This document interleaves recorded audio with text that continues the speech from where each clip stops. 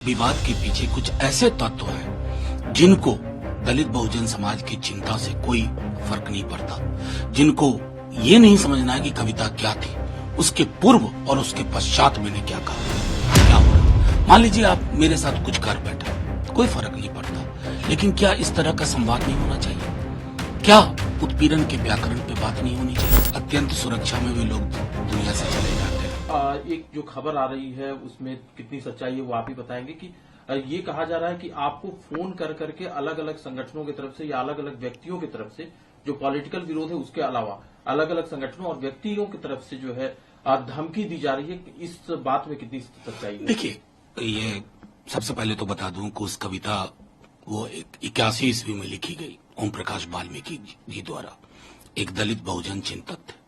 मैंने उस कविता को पढ़ने से पूर्व ही कहा कि इसका किसी जाति विशेष से नहीं है। मैंने कहा हुआ ठाकुर मेरे अंदर भी हो सकता है, वो प्रभुत्व का प्रतीक है, वो किसी भी जाति धर्म में हो सकता है।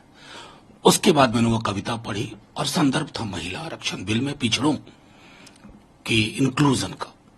उसके बाद कुछ प्रतिक्रियाएं हुई, हमने अपनी तरफ से कोई प्रतिक्रिया नहीं दी, क्योंकि संसद के पटल पर मेरे भाषण को, दिए गए भाषण को जो कोई सुन लेगा, पूरा व्हाट्सएप फॉरवर्ड नहीं, पूरा भाषण, वो ये बात मानेगा कि इसका किसी जाति विशेष से कोई ताल्लुक नहीं था, प्रभुत्व के व्याकरण के संदर्भ में था।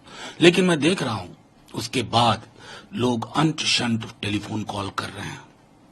एक अभी आया, तो इस तरह के कॉल्स में 72 घंटों में देख रहा हूं कि मेरी पार्टी ने लिखा भी, मेरे राष्ट्रीय अध्यक्ष ने खुल करके सारी बातें सामने रख दी।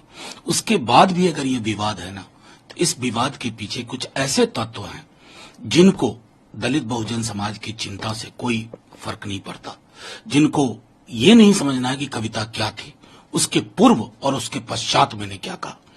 अब जाहिर तौर पर अगर समाज की ये स्थिति है तो मैं क्या कहूं। लेकिन सर जो धमकी वाले क्या धमकी दे रहे हैं? अब वो इस तरह की अपशब्द, गला काट लूंगा, ये कर दूंगा, वो कर दूंगा, मैं उसमें जाना ही नहीं चाहता।